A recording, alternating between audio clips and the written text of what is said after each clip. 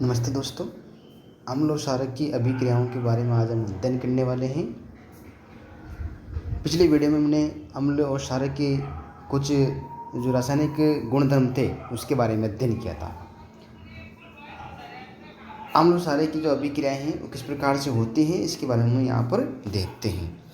तो अम्ल और क्षारक की अभिक्रियाएं, इससे पहले इसके रासायनिक जो गुणधर्म थे उन गुणधर्मों के बारे में हम पहले पढ़ चुके हैं। यानी अम्ल और क्षार जो है किस प्रकार से अभिक्रिया करते हैं। तो इसका उद्देश्य है अम्ल और क्षारक के रासायनिक गुणधर्मों के बारे में, जो पहले हम इसके बारे में चर्चा कर चुके हैं।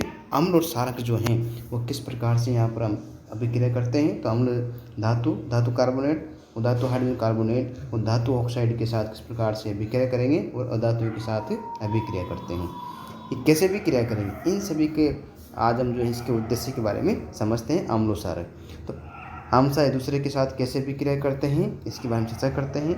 इस तरह की भी क्रिया को क्या विशेष नाम दिया गया है। तो धातु के साथ अम्ल की अभिक्रिया किस प्रकार से होती है इसके बारे में समझते हैं।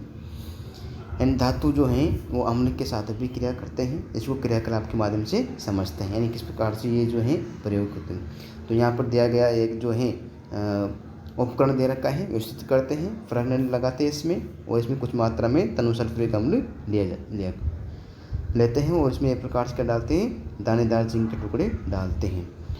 आप क्या देखते हैं, कुछ समय के बाद आपको इसमें मतलब जो है कुछ रिएक्शन या फिर कुछ बुलबुले दिखाई देते हैं, यानी आपस में भी क्रिया करते हैं। तो किस प्रकार से यहाँ पर इसमें क्या होता है, तो साबुन के विलेन लेते हैं, साबुन के विलेन बुलबुले क्यों बनते हैं, यानी यहाँ पर जो है दोनों आपस में भी क्रिया करेंगे।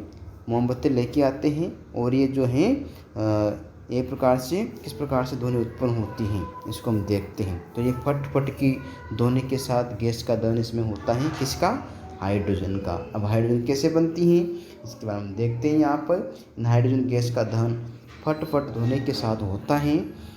इससे पता लगता है कि हाइड्रोजन गैस जिंक के दानों और सल्फ्यूरिक अम्ल की अभिक्रिया में विकसित होती हैं।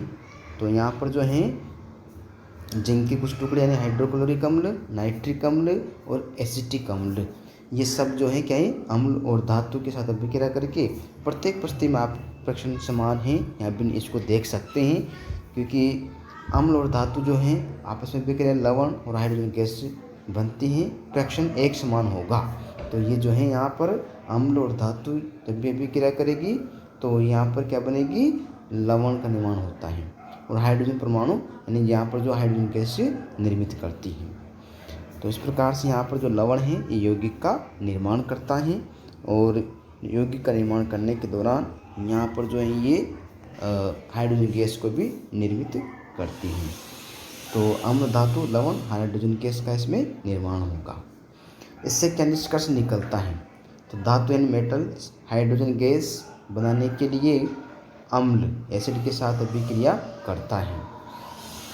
हाइड्रोजन गैस किससे क्रिया करेगा, यहाँ पर धातुओं के क्षारकों की अभिक्रिया, यानी धातु जो मेटल्स हैं उसके क्षारक के साथ किस प्रकार से अभिक्रिया होती हैं इसके बारे में समझते हैं।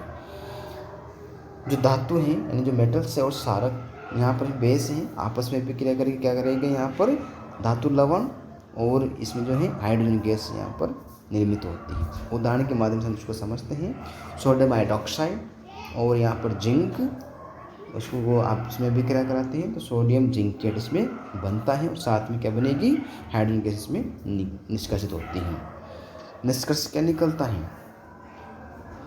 अम्ल और क्षारक दोनों धातुओं के साथ अभिक्रिया करने पर लवण और हाइड्रोजन गैस बनाते हैं। इससे पहले हम यहाँ पर चर्चा कर चुके हैं किस प्रकार से धातु और अम्ल से अभिक्रिया करते हैं। तो धातु कार्बोनेट, धातु हाइड्रोजन कार्बोनेट, यहाँ पर मेटल जो है इसके बारे में चर्चा करेंगे कि साथ क्षारक और अम्ल की किस प्रकार अभिक्रिया करते हैं इसके बारे में समझते हैं। तो अम्ल जो है किस प्रकार से अभिक्रिया करेगा, अम्ल जो है यहाँ पर लवण हाइड्रो CO2 यानी कार्बन डाइऑक्साइड, पानी, धातु कार्बोनेट, धातु हाइड्रोजन कार्बोनेट से अभिक्रिया करने पर यहाँ पर जो है ये निर्मित करते हैं। क्रियाकलाप के माध्यम से हम इसको समझते हैं। दो परगनली लेते हैं, एक और बेस के माध्यम से उसको दर्शाते हैं। एक प्रणाली में कुछ मात्रा में यहाँ पर सोडियम कार्बोनेट लेते हैं,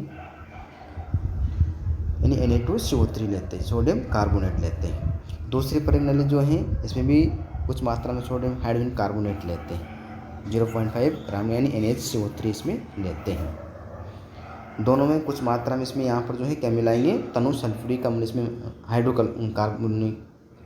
हाइड्रोक्लोरिक अम्ल इसमें मिलाते हैं सॉरी, और एक तेज गैस का प्रवाह इसमें उत्पन्न होता है, गैस का प्रवाह इसमें हो रहा है। यानी यहाँ पर जो है सोडियम कार्बोनेट और यहाँ पर आपस में विक्रिया करेंगे, तो आप देखते हैं तनु हाइड्रोक्लोरिक सोडियम कार्बोनेट आपस में विक्रिया करके यहाँ पर जो है उत्पादित हाइड्रोकार्बन डाइऑक्साइड गैस इसमें यहाँ पर क्या करेंगे, चूने का पानी इसमें है, CO2 का गैस निर्माण करने श्वेताक्षेप का इसमें जो है निर्माण यहाँ पर होता है, एंड कार्बन डाइऑक्साइड जो गैस है। तो इसमें हम यहाँ पर क्या देख रहे हैं, जो यहाँ पर सोडियम हाइड्रोक्साइड है CO2 गैस प्रभावित करने पर ये जो है इसमें दूधिया रंग यहाँ पर जो है प्रभावित होता है, यानी प्रणाली में क्या, CO2 गैस प्रभावित होने पर। तो अत्यधिक मात्रा में CO2 को प्रभावित करने पर निम्न विक्रिया यहाँ पर होती है।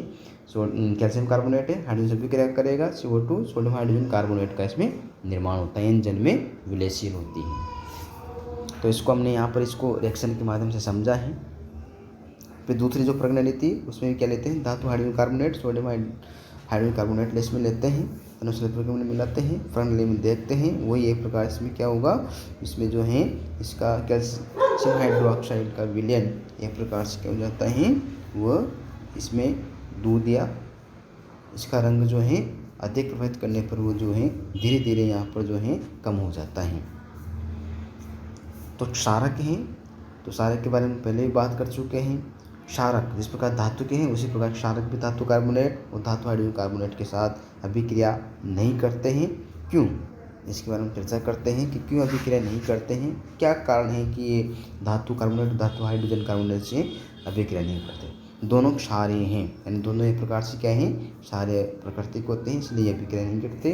क्षारक के साथ अम्ल की अभिक्रिया किस प्रकार से होती है, यानी क्षारक अम्ल के साथ अभिक्रिया करने पर किसका यहाँ पर निर्माण होता है, यानी क्षारक और अम्ल की अभिक्रियाओं को चर्चा करते हैं। अम्ल और क्षारक आपस में अभिक्रिया करके क्या बनाएगा, लवण और जल का इसमें निर्माण होता है।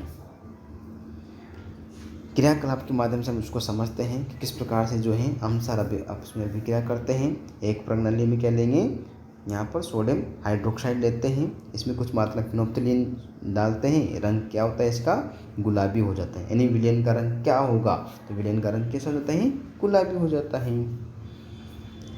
और इसमें कुछ यहाँ पर जो है मात्रा में एक प्रकार से क्या डालते हैं, HCl अम्ल डालते हैं। तो आप क्या देखते हैं, इस ये अभिक्रिया मिश्रण के रंग में कोई परिवर्तन आया ही यहाँ पर, यानी इसका रंग गायब हो चुका है।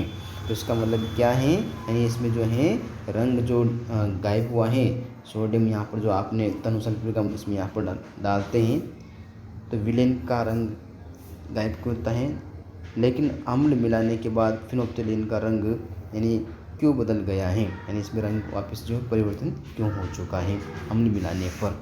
तो सोडियम हाइड्रोक्साइड जो है एक प्रकार से क्या है, क्षारक है, हाइड्रोक्लोरिक एसिड द्वारा बेअसर हो जाता है। ये फिनोप्थिलीन जो एक प्रकार से गुलाबी से रंगहीन इसमें मतलब बनता है ये। तो सोडियम हाइड्रोक्साइड का कोई भी क्षारक नहीं बचा, अभिक्रिया मिश्रण तटस्थ हो गया है। उसी प्रकार से सोडियम हाइड्रोक्साइड इसमें और इसमें जो है यहाँ पर डालते हैं तो आप क्या देखते हैं, इसका रंग वापस गुलाबी। क्या फिनोप्थिलीन का गुलाबी रंग फिर से प्रकट होता है, तो हम देख रहे हैं कि इसका गुलाबी रंग वापस प्रकट हो गया है। ऐसा क्यों हुआ है, इसका रंग गुलाबी क्यों आया है, इसका क्या कारण क्या है। तो सोडियम हाइड्रोक्साइड की कुछ बूंदों को मिलाने के बाद अभिक्रिया मिश्रण फिर से क्षारीय यानी बेसिक हो गया है। उदाहरण के माध्यम से उसको समझते हैं, यानी किस प्रकार से है जो है HCl हाइड्रोक्लोरिक अम्ल NaOH यानी अम्ल और क्षारक आपस में अभिक्रिया करेंगे तो यहाँ पर क्या बनेगा, लवण का निर्माण होगा। तो लवण का निर्माण होगा उस दौरान क्या होगा, यहाँ पर एक प्रकार से इसमें यहाँ पर जो है जल का निर्माण भी होगा, लवण भी बनेगा। तो लवण यहाँ पर जो है NaCl है और इसके अलावा यहाँ पर क्या है, जल H2O का इसमें निर्माण होता है। उदासीन अभिक्रिया क्या है, एक अम्ल और क्षारक एक दूसरे के प्रभाव को उदासीन कर देते हैं।